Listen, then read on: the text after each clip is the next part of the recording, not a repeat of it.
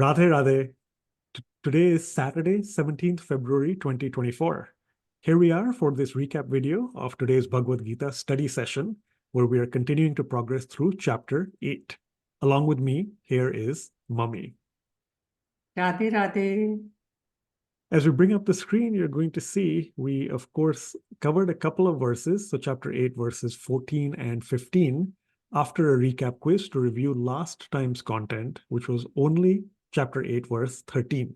Lots of interesting questions, hopefully, that you can take a look at and get the material through the community portal page. And then we'll now get a quick summary of chapter 8, verses 14 and 15. Ananya cheta satatam yo mam smarati nityashaha tasyaham sulabhav partha nityayuktasya yoginaha. Chapter 8, verse 14, easy squeezy.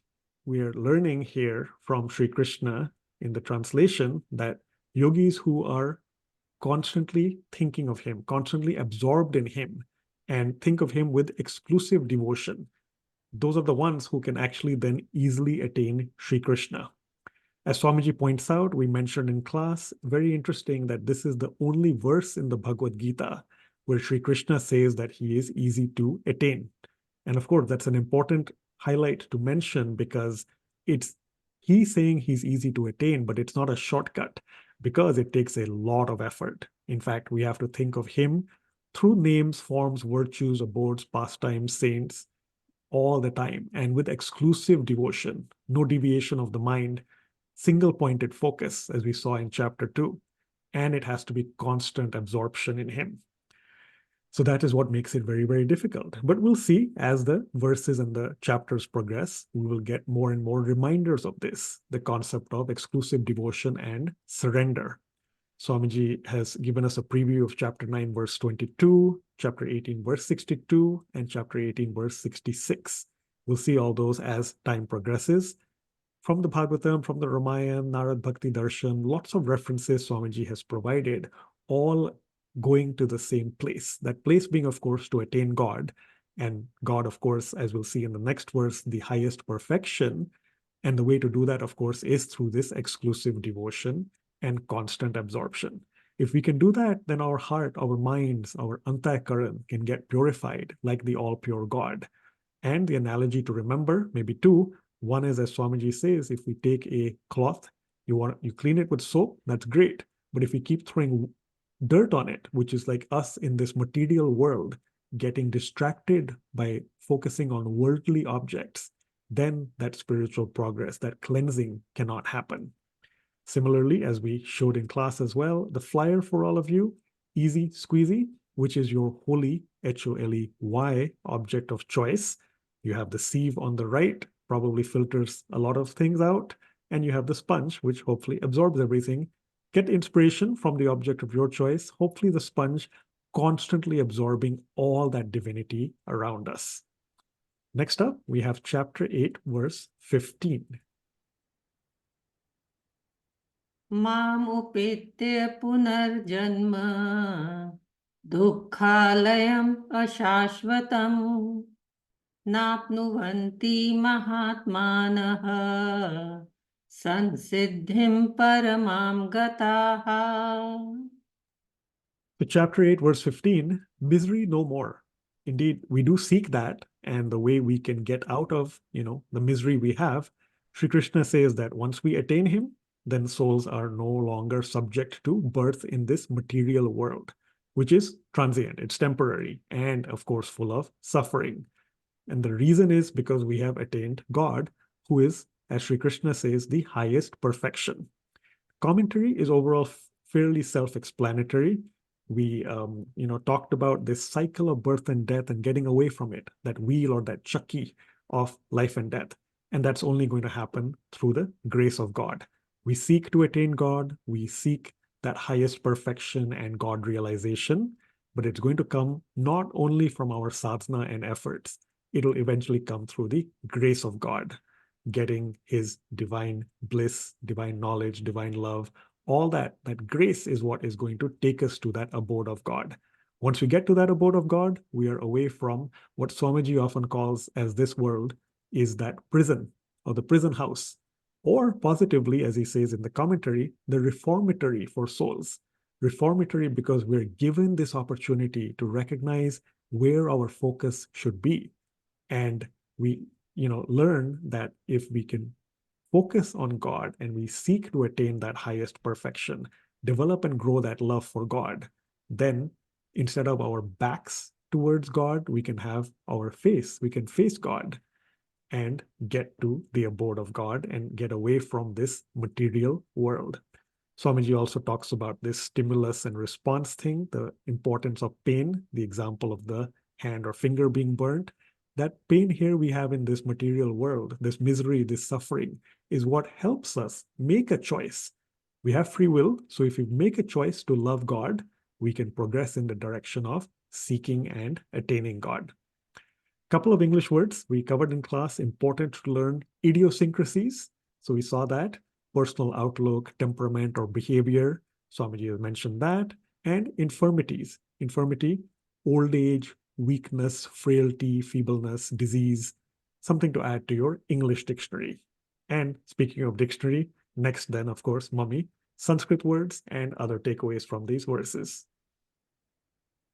So very important word from verse 14 is Ananya Chetaha. Ananya Chetaha means without deviation of the mind. Chetaha is our mind, and Ananya means it should not go anywhere else. Na anya, no other. Okay, that means it should remain on exclusive devotion of God, away from this worldly material world. Then verse number 15, the word is upetya. Upetya means having attained. Because Krishna is saying, once you have attained me, once you have meditated upon me, then you will have God realization. Ashashvatam, very important word, which we have to keep on reminding us again and again. What does this mean? This means something which is not Shashvat. Shashvat is eternal. Ashashvatam means that is transient, that is temporary. This world is temporary. Let's not take it as our home forever, because the final examination is coming, and that is death. So what happens when we diligently meditate upon God, while performing our duties? Then it is possible to attain God. And once you attain God, then you are free from the cycle of birth and death. This world is transient.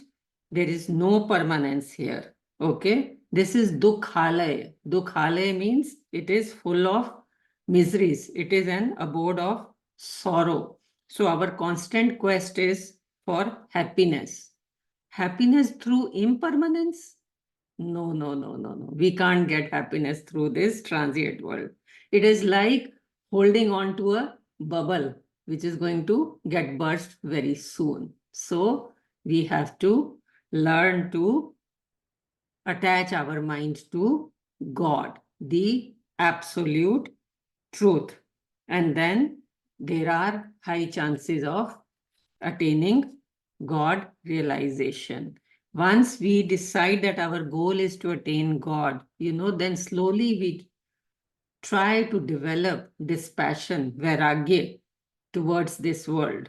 And then we should diligently pursue our karma yoga with meditation as Sri Krishna has prescribed. First, he prescribed through Om, but he said it is very difficult.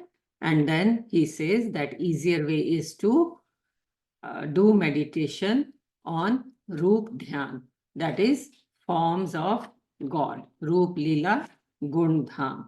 So Krishna has provided us with the simplest method of getting to God.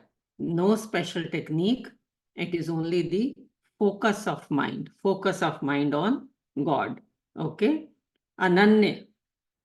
Ananya Chetaha, exclusive devotion, and Nityashaha. Nityashaha means constant, always, without interruption.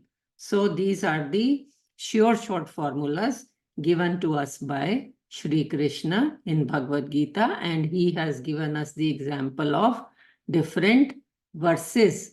In verse number 922 also Krishna said the same thing, 18.62 and 18.66. Same thing, Mam Ekam Sharanam Vraja.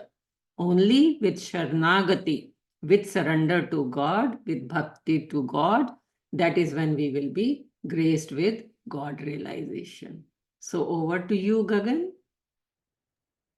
Thank you, Mummy. Yep, indeed. That concludes the summary of today's class content, chapter 8, verses 14 and 15. Soon getting to the end of the month, and a new month will start in a week or two. So, next up we have February 24th, 2024, and then March 2nd, 2024. So as we get there, classes will progress. We look forward to seeing you at the usual time and place, Saturdays, 8 a.m.